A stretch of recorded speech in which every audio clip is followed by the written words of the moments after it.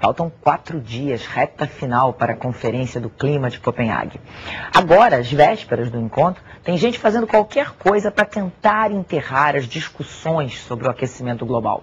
Tudo começou com uma troca de e-mails de uma importante universidade britânica que acabou vazando para a imprensa há 2 semanas. Agora, essas mensagens estão sendo usadas como argumento para tentar tirar a credibilidade de todo o conhecimento científico sobre o clima.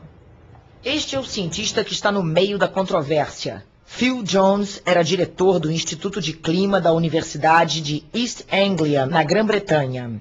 Foram as mensagens dele que hackers publicaram na internet. Nos textos, Jones critica abertamente os cientistas que duvidam do aquecimento global. Numa delas, ele diz que, se for preciso, redefiniria o conteúdo de relatórios sobre clima. Uma evidência de que Phil Jones estaria disposto a fraudar informações científicas. Um escândalo. O assunto chegou ao Congresso americano e gerou críticas dos chamados céticos do clima. O deputado republicano James Sensenbrenner disse que os e-mails fazem parte do fascismo científico em torno da questão climática. Quem também aproveitou a situação foi a Arábia Saudita, maior exportador mundial de petróleo. O principal negociador do Reino Árabe declarou que os e-mails provam que o aquecimento global não tem contribuição humana. Seria um fenômeno exclusivamente natural. Aqui no estúdio, André Trigueiro. André, mesmo que seja comprovada uma certa manipulação ou uma mexida nessas pesquisas científicas dessa universidade britânica, a gente não pode dizer que tudo que a ciência concluiu até agora sobre aquecimento global é mentira. Não há consenso em ciência, é saudável que seja assim.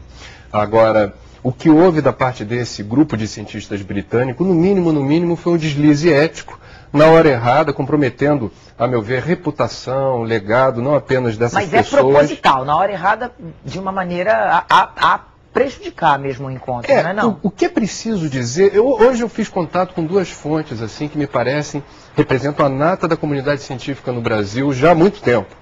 O professor José Goldenberg, ex-secretário nacional de Meio Ambiente, ex-secretário de Ciência e Tecnologia, ex-reitor da USP, ex-secretário de Meio Ambiente do Estado de São Paulo também, e o professor Gilvan Meira, ex-presidente da Agência Espacial Brasileira e que chefiou em diferentes momentos, em outras conferências das partes, a delegação brasileira. O que eles disseram a esse respeito? Confirmaram o seguinte: deslize ético na exclusividade de comunidade científica. Quer dizer, no meio do direito, engenharia, política, jornalismo, você tem os maus profissionais. E, ao que parece, eu não quero fazer nenhum juízo de valor, é o caso. Agora, convém prestar atenção no seguinte: em ciência, ninguém pode, eu vou dar uma mexidinha nos conteúdos desse relatório impunemente. Não há essa manipulação. Porque em ciência você não pode dizer nada sem provar. Então, por exemplo, o que está acontecendo hoje, tornado no Rio Grande do Sul, 3 tornados que apareceram. Aí você pergunta para um cientista, está relacionado ao aquecimento global? Ele vai dizer, eu não tenho como dizer isso, porque se ele afirma está, ele tem que provar. Outra informação que eu apurei com eles.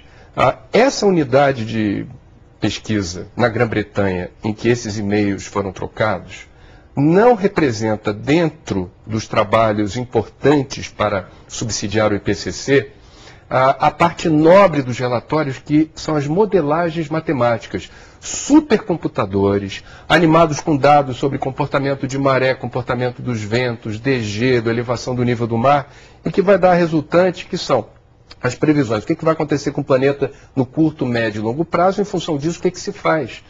Eles não fazem modelagem matemática.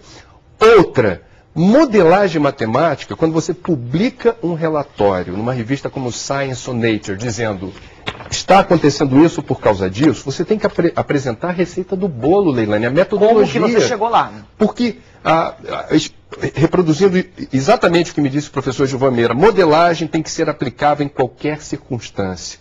Então é transparente. Quer dizer, em ciência não pode, eu estou me fiando no que ele disse porque ele é o cara. Não, eu estou me fiando no que ele disse porque ele publicou numa revista onde o conselho editorial é de cientistas. Quando é publicado, você tem, portanto, o aval, a chancela de gente que entende do assunto, não sou eu ou você, são cientistas que entendem aquelas modelagens e dizem, aferem valor, dizem, olha, isso daqui tem, portanto, conteúdo.